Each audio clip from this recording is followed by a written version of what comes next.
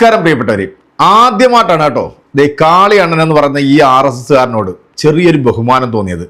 സത്യം പറയാം, ഇത് പുള്ളി തന്നെയാണോ പറഞ്ഞതെന്ന് ഞാൻ ഇങ്ങനെ 2-3 പ്രാവശ്യം ഈ വീഡിയോ ഇങ്ങനെ കേട്ട് നോക്കി. എന്തായാലും ഒരുപാട് സന്തോഷം. കാളിയണ്ണ സലാം.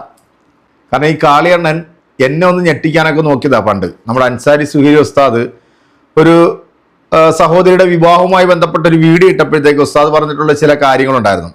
അതായത്, നിങ്ങൾ ഈ പെൺകുട്ടിയെ സഹായിച്ചില്ല എന്നുണ്ടെങ്കിൽ ഞാൻ ഇതിനകത്ത് ഇടപെടുമെന്ന് പറഞ്ഞിട്ടുള്ള ആ ഒരു വീഡിയോ കണ്ടിട്ട് അതിനൊരു റിയാക്ഷൻ വീഡിയോ നമ്മുടെ ഈ കാളിയണ്ണൻ ചെയ്തപ്പോഴത്തേക്ക് അതിനൊരു റിയാക്ഷൻ വീഡിയോ ഞാൻ ചെയ്തിരുന്നു. അതിന് എന്നെ ഈ കാളിയണ്ണൻ ഒന്ന് ഞെട്ടിക്കാൻ നോക്കിയതാണ്. എന്നെ വെല്ലുവിളിച്ചുകൊണ്ടൊക്കെ വളരെ മോശമായ രീതിയിലൊക്കെ അണ്ണനൊരു വീഡിയോ ചെയ്തിട്ടുണ്ടായിരുന്നു. പക്ഷെ അതെല്ലാം ഞാൻ അങ്ങോട്ട് മായ്ച്ചു കളയാട്ടോ. ഈ ഒരു ഒറ്റ കാര്യം വന്നതോടുകൂടി അണ്ണനോട് എനിക്ക് സ്നേഹം തോന്നി. അണ്ണൻ ഇനിയുള്ള അങ്ങോട്ടുള്ള കാര്യങ്ങളിൽ എങ്ങനെയാണ് വീഡിയോ ചെയ്യാൻ പോകുന്നതെന്നുള്ളതിനെ കുറിച്ചിട്ടൊന്നും എനിക്കറിയില്ല. ഉത്തരാഖണ്ഡിന്റെ ഹീറോ മുഹമ്മദ് ദീപക് ഇന്ന് നമ്മുടെ രാജ്യത്തിന്റെ മുഴുവൻ ഹീറോ ആയിട്ട് മാറിയിരിക്കുകയാണ്. മുഹമ്മദ് ദീപക് 80 വയസ്സുള്ള ഒരു മുസ്ലിം വൃദ്ധനായിട്ടുള്ള ഒരു മനുഷ്യന്റെ കടയിലേക്ക് ഇരച്ചു കയറി വന്നിട്ടുള്ള സംഘപരിവാർ തീവ്രവാദികളുടെ മുമ്പിൽ നെഞ്ചു വിരിച്ചു നിന്ന് ആൺകുട്ടിയെ പോലെ പറഞ്ഞു, എൻ്റെ പേര് മുഹമ്മദ് ദീപക് എന്നാണ്, നീയൊക്കെ എന്ത് ചെയ്യോടാ പുല്ലേ എന്ന് ചോദിച്ചിട്ടുള്ള ആ ഒരു സഹോദരൻ ഇന്ന് രാജ്യത്ത് ജാതി മതഭേദം മനുഷ്യനെ സ്നേഹിക്കുന്ന, മനുഷ്യനായി ജീവിക്കുന്ന ആളുകൾ അദ്ദേഹത്തെ സപ്പോർട്ട് ചെയ്യാത്ത ഒരാളും ഇന്ന് ഇന്ത്യയിലില്ലേ. അതുകൊണ്ട് തന്നെയാണ് നമ്മുടെ കറതീർന്ന RSSകാരനായിട്ടുള്ള നമ്മുടെ കാളിയണ്ണൻ ഈ സഹോദരൻ കാണിച്ചതാണ് ശരി എന്ന് പറഞ്ഞുകൊണ്ട് ഒരു വീഡിയോ ആയിട്ട് വന്നപ്പോൾ ശരിക്കും പറഞ്ഞാൽ ഞാൻ ആദ്യം ഒന്ന് ഞെട്ടി. പക്ഷേ പിന്നീട് അതിങ്ങനെ കേട്ട് വന്നപ്പോഴത്തേക്ക് ഒരു യഥാർത്ഥ ഹിന്ദു എങ്ങനെ ആയിരിക്കണം എന്നുള്ളത് പുള്ളിയും പറയുന്നുണ്ട്. പുള്ളി ഇപ്പൊ ഏകദേശം ആ ഒരു റൂട്ടിലേക്ക് വന്നതായിട്ടാണ് എനിക്ക് തോന്നുന്നത്. ഇനി എങ്ങനെയാണോ എന്തോ എനിക്കറിയില്ല. എന്താണെങ്കിലും നമ്മുടെ മുഹമ്മദ് ദീപക് എന്ന് പറയുന്ന ഈ ഒരു മനുഷ്യനെ വധഭീഷണി വന്നിട്ടുണ്ട്. 2 ലക്ഷം രൂപ ഇനാം പ്രഖ്യാപിച്ച് ബിഹാരി യുവാവ് അറസ്റ്റിൽ. എന്തായാലും ഈ നാറിനെ അറസ്റ്റ് ചെയ്തിട്ടുണ്ട്. ഈ 85 വയസ്സുള്ള ഈ ഒരു മനുഷ്യൻ, അദ്ദേഹം ഒരു തുണിക്കട നടത്തുന്ന ഒരു മനുഷ്യനാണ്. 10-30 വർഷമായിട്ട് GST കൊടുക്കുന്ന മനുഷ്യനാണ്. അദ്ദേഹത്തിന്റെ കടയുടെ പേര് ബാബ എന്നാണ്. അപ്പൊ ഈ ബാബ എന്ന പേര് ഹിന്ദുക്കൾക്ക് മാത്രം അവകാശപ്പെട്ടതാണ്. അതുകൊണ്ട് ഈ പേര് ഇവിടുന്ന് മാറ്റണം എന്ന് പറഞ്ഞുകൊണ്ടാണ് ഈ വേട്ടാവളിയന്മാരായിട്ടുള്ള ഈ മത തീവ്രവാദികൾ ആ മനുഷ്യന്റെ കടയിലേക്ക് ഇരച്ചു വരുന്നത്. അദ്ദേഹം അതിനൊരു മറുപടി കൊടുക്കുന്നത്, 10-30 വർഷമായിട്ട് ഞാൻ GST കൊടുക്കുന്നതാണ്, എന്റെ GSTയിൽ കടയുടെ പേര് ഇത് തന്നെയാണ്. അങ്ങനെയാണെങ്കിൽ അന്നേ ഇത് മാറ്റണ്ടായിരുന്നു. അപ്പം ഇവിടെ എല്ലാത്തിലും വർഗീയത കണ്ടെത്തുകയും ഒരു മതത്തിനോടുള്ള അന്ധമായ വിരോധം മനസ്സിൽ വെച്ചുകൊണ്ട് അവരെയൊക്കെ ഈ ഭൂമിയിൽ നിന്ന് ഇല്ലായ്മ ചെയ്യണം എന്ന് പറഞ്ഞ് നടക്കുന്ന അസുര ഗണത്തിൽപ്പെട്ടിട്ടുള്ള ഇതുപോലത്തെ പരമചെറ്റകൾക്ക് ഒരൊറ്റ ആൺകുട്ടി മതി. എന്തായാലും മുഹമ്മദ് ദീപക്കിന് വധഭീഷണിയുണ്ട്. മുഹമ്മദ് ദീപക് ഒരു ജിം ട്രെയിനറാണ്. അദ്ദേഹം നടത്തുന്ന ജിംനേഷ്യയിൽ ആളില്ല എന്ന് പറയുന്നു. അദ്ദേഹത്തെ പിന്തുണയ്ക്കുന്ന ആളുകളെയൊക്കെ സംഘപരിവാർ വേട്ടാവളിയന്മാരായിട്ടുള്ള ഈ വൃത്തികെട്ട നാറികൾ പല വഴിക്കും ഉപദ്രവിക്കുന്ന വീഡിയോകളൊക്കെ നമ്മൾ കാണുന്നുണ്ട്. നമുക്ക് ഈ ഒരു സഹോദരൻ പറയുന്നതെന്ന് കേട്ടിട്ട് നമ്മുടെ കാളിയണ്ണന്റെ വീഡിയോ കാണണം. കണ്ടതിന് ശേഷം കൃത്യമായിട്ട് നിങ്ങൾ അതിനൊരു കമന്റ് കൊടുക്കണം. നമുക്ക് ആദ്യം ഈ വീഡിയോ ഒന്ന് കണ്ടുനോക്കാം. उस लड़के से पूछो कि आपके फादर ने जब आपका बोर्ड पहुंचा होगा तो आपको कैसा लगा होगा. ठीक है, नहीं है इमोशनल होना चाहते, लेकिन एक हमारी मेहनत है, हमारा वो है जो उन्होंने खराब किया.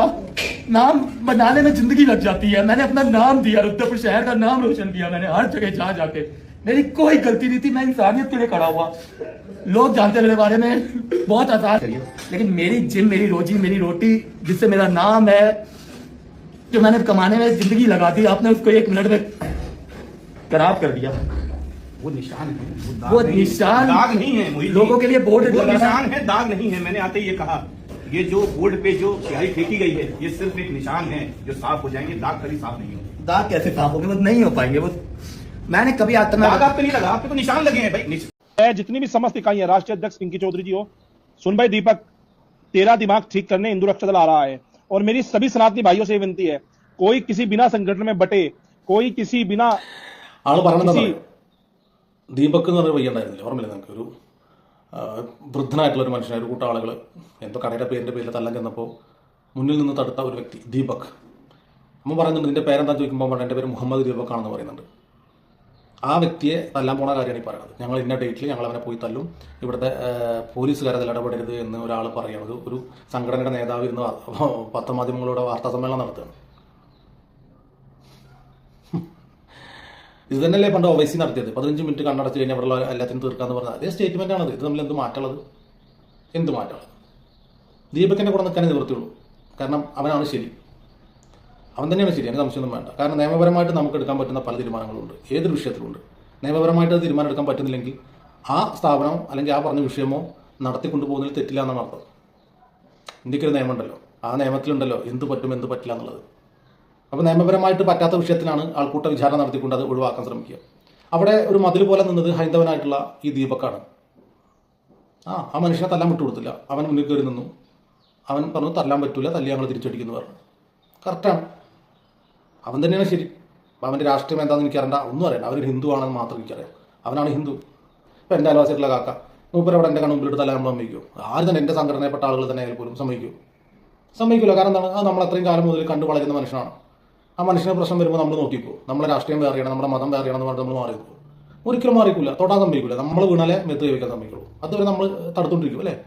അതന്നെ ദീപക്കും ചെയ്തത്. ദീപക് വർഷങ്ങളായിട്ട് കാണുന്ന ഒരു മനുഷ്യൻ, അയാളെ സ്ഥിരമായിട്ട് സമ്പർക്കം നടത്തുന്ന ഒരു മനുഷ്യൻ, ഇവൻ്റെ ഈ പറഞ്ഞ ജിമ്മിൽ നേരെ താഴെ കട നടത്തുന്ന ഒരാൾ, അങ്ങനെയുള്ള ഒരു മനുഷ്യനെ തല്ലാൻ അവനെങ്ങനെ സമ്മതിക്കും? അവൻ്റെ കൺമുമ്പിൽ വരുന്ന ഒരു അനീതി അവൻ തടുക്കില്ലേ? അതെന്തിൻ്റെ പേരിലായാലും. എന്നിട്ടിപ്പോൾ അവനെ തല്ലാൻ വേണ്ടിയിട്ട് ഈ സംഘടന പറയുന്നത് ഞങ്ങൾ ഇന്ന ഡേറ്റിൽ ഞങ്ങൾ തല്ലാൻ പോകുന്നു പറയുന്നത്. ഇതൊന്നും അനുവദിച്ചു കൊടുക്കാൻ പാടില്ല. ഉള്ള കാര്യം പറയാം. നമ്മുടെയൊക്കെ ഉള്ളിൽ ഹിന്ദു എന്ന് പറയുന്നതും ഹിന്ദുത്വം എന്ന് പറയുന്നതൊക്കെ വേറെയാണ്. ഇവരൊക്കെ ചിന്തിക്കുന്നത് എനിക്കൊന്ന് വേറെയാണ് തോന്നുന്നു. എനിക്കറിയില്ല അതിൻ്റെ പ്രശ്നം എന്താണെന്നുള്ളത്. ഒരു മുസൽമാനെ കണ്ടാൽ തല്ലുക എന്നുള്ളതല്ല ഹിന്ദുത്വം. ഒരു മുസൽമാനെ കാണുമ്പോൾ കൊല്ലണം എന്ന് ചിന്തിക്കുന്നതല്ല ഹിന്ദുത്വം. അവിടെയാണ് അതിൻ്റെ ഏറ്റവും വലിയ പ്രശ്നം വരുന്നത്.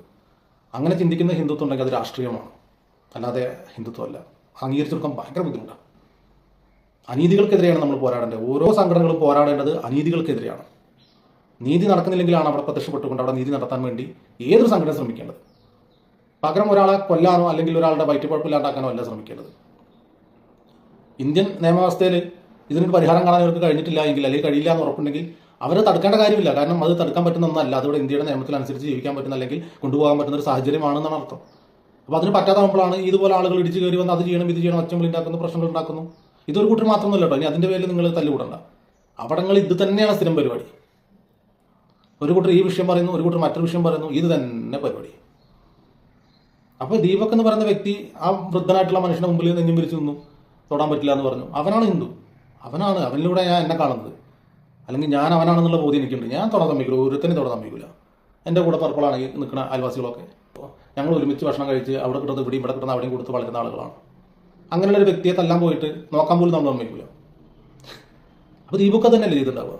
എന്നിട്ട് അവനെ പോയി കൂട്ടം കൂടി തല്ലുക എന്നൊക്കെ പറഞ്ഞത് അതൊരു ആണത്തായിട്ട് എനിക്ക് തോന്നുന്നില്ല. അത് എന്തിൻ്റെ പേരിലല്ലോ അംഗീകരിച്ചു കൊടുക്കാൻ ഭയങ്കര ബുദ്ധിമുട്ടുണ്ട്, മാനസികമായിട്ട് ബുദ്ധിമുട്ടുണ്ട്. അത് കണ്ടപ്പോൾ ഒന്ന് പറയാൻ തോന്നി. കാരണം അതൊരു നല്ല കൾച്ചറല്ല, അതിനെ ഫോളോ ചെയ്യാൻ നമുക്ക് പറ്റില്ല. ഞാൻ മനസ്സിലാക്കുന്ന സനാതനം അല്ലെങ്കിൽ ഹിന്ദുത്വം എന്ന് പറയുന്നത് ഇതല്ല. ഇങ്ങനെ ഒരു സാധനമില്ല. ന്യായമില്ലാത്ത ഒരു കാര്യത്തിനും നമ്മൾ പോയി ഇടപെടരുത്. ഒരു പേരിൻ്റെ പേര്, ആ കടയിലിട്ട പേരിൻ്റെ ഒരു പേരിലാണ് ഈ പ്രശ്നങ്ങൾ ഉണ്ടാക്കുന്നത്. അവിടെ പോയിട്ട് അത് പറയാൻ ഒരു ബുദ്ധിമുട്ടുണ്ട്. ഞങ്ങൾക്ക് ഇതിങ്ങനെ നിങ്ങൾ ഇത് ഈ കടയ്ക്ക് യോജിക്കാത്തൊരു പേരിട്ട് മുന്നോട്ട് പോകാൻ ബുദ്ധിമുട്ടുണ്ട്. അത് മാറ്റണം എന്ന് പറഞ്ഞൊരു പക്ഷേ അയാൾ ചിലപ്പോൾ ഓക്കെ ഞാൻ മാറ്റിക്കൊള്ളാമെന്ന് പറയും. ഇതൊന്നും അംഗീകരിച്ചു കൊടുക്കാൻ പാടില്ല നമുക്ക്. അല്ലെങ്കിൽ പിന്നെ പറയാം അത് ആ രീതിയിലുള്ള വല്ല കച്ചവടമൊക്കെ ആയിരിക്കണം.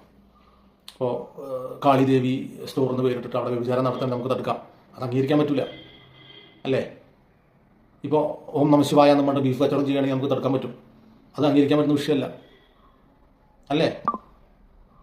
ഇപ്പോൾ എന്താ പറയുക, ബിസ്മില്ല എന്ന് പറഞ്ഞിട്ട് ഒരു കടയുടെ പേരിട്ട് അവിടെ പന്നി കൊടുക്കണമെങ്കിൽ നമുക്ക് തടുക്കാം. അംഗീകരിക്കാൻ പറ്റുന്ന കാര്യമില്ല. ഇതൊക്കെ നമുക്ക് അറിയാവുന്ന കാര്യങ്ങളാണ്.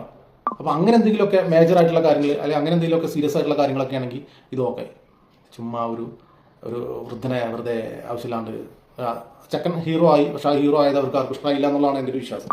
അതിൻ്റെ ഇടയ്ക്ക് അവൻ്റെ ഒരു ജിംനേഷ്യം ഉണ്ടായിരുന്നു. അവിടെ വന്നിരുന്ന ആൾക്കാരെ എല്ലാവരെയും തിരിച്ച് അവിടെ നിന്ന് മാറ്റി അവസാനം എനിക്ക് തോന്നുന്നു 10-15 പേര് മാത്രമേ ഉള്ളൂ ആ ജിംനേഷ്യത്തിൽ പോകും.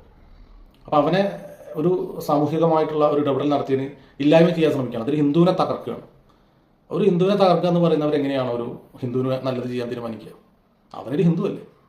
അവനില്ലായ്മ ചെയ്തിട്ടാണോ നമ്മൾ വിജയം കാണേണ്ടത്? കുറേ കാര്യങ്ങളോട് നമുക്ക് യോജിക്കാതിരിക്കാൻ പറ്റില്ല അല്ലേ? യഥാർത്ഥ ഹിന്ദു എന്താണ് എന്നുള്ളത് അണ്ണനിപ്പം മനസ്സിലാക്കി വരുന്നു എന്നാണ് എനിക്ക് ഈ ഒരു വീഡിയോ കാണുമ്പോൾ തോന്നുന്നത്. കാരണം പഴയ വീഡിയോ ഒക്കെ കാണുമ്പോഴത്തേക്കാണ് കുറച്ചൊക്കെ പിടിവിട്ട രീതിയിലുള്ള ചില വാക്കുകൾ ഉപയോഗിച്ചു. അണ്ണൻ മലപ്പുറംകാരനാണ് കേട്ടോ. ഈ മലപ്പുറംകാർക്കൊന്നും ഒരിക്കലും ഇങ്ങനെ ചിന്തിക്കാൻ പറ്റില്ല. വൈകിയാണെങ്കിലും അണ്ണനത് തിരിച്ചറിഞ്ഞു എന്നുള്ളതിൽ ഒരുപാട് സന്തോഷമുണ്ട്. അണ്ണാ സലാം. എന്താണെങ്കിലും മുഹമ്മദ് ദീപക് രാജ്യത്തിൻ്റെ അഭിമാന പുരുഷൻ തന്നെയാണ്. അതിനകത്ത് ഒരു സംശയമില്ല. മുഹമ്മദ് ദീപക്കിന് പിന്നാലെ ലക്ഷക്കണക്കിന് ജനങ്ങളാണ് ഇപ്പം അണിനിരക്കുന്നത്. അദ്ദേഹത്തിന്റെ ഓരോ പോസ്റ്റ് പോയി നോക്കിക്കഴിഞ്ഞാൽ ലക്ഷക്കണക്കിന് ആളുകളാണ് അതിനകത്ത് വന്നിട്ട് കമന്റ് ഇട്ടുകൊണ്ടിരിക്കുന്നത്. പിന്നെ പുള്ളിയുടെ ജിമ്മ് പൂട്ടി, പുള്ളിയുടെ ജിമ്മിന് തുറക്കാൻ സമ്മതിക്കൂല എന്നൊക്കെ പറഞ്ഞ് കുരയ്ക്കുന്നവന്മാരോട് പറയാനുള്ളത്, ഒരു പുല്ലും ആൺകുട്ടിയായിട്ടുള്ള ദീപക്കിന് ഒരു പുല്ലും സംഭവിക്കാൻ പോകുന്നില്ല. കാരണം നീയൊക്കെ ഭയപ്പെടുന്നു എന്നുള്ളതാ. ഇത്രയും ആളുകളുടെ കൂട്ടത്തിൽ ഒരൊറ്റൊരുത്തൻ ചങ്ക് വിരിച്ച് നിന്നപ്പോൾ നീയൊക്കെ മൂത്രമൊഴിച്ചിട്ടുണ്ടെന്നുണ്ടെങ്കിൽ അവൻ ഹിന്ദുവാണോ, അവൻ മുസ്ലിമാണോ, അവൻ ക്രിസ്ത്യാനിയാണോ എന്ന് ഞാൻ നോക്കുന്നില്ല. അവനൊരു ഇന്ത്യക്കാരനാണ്, അവൻ ചങ്കൂറ്റമുള്ളവനാണ്, അവൻ മനുഷ്യത്വമുള്ളവനാണെന്ന് ഞാൻ മനസ്സിലാക്കുന്നത്. ഇത്തരം വീഡിയോകൾ ഇനിയും അണ്ണൻ ചെയ്യാൻ സർവശക്തൻ അണ്ണന് നല്ല ബുദ്ധി തരട്ടെ എന്ന് ആത്മാർത്ഥമായ പ്രാർത്ഥനയോടുകൂടി നിങ്ങളുടെ കമന്റുകൾ അറിയിക്കുക. അടുത്തൊരു വീഡിയോ കാണാം.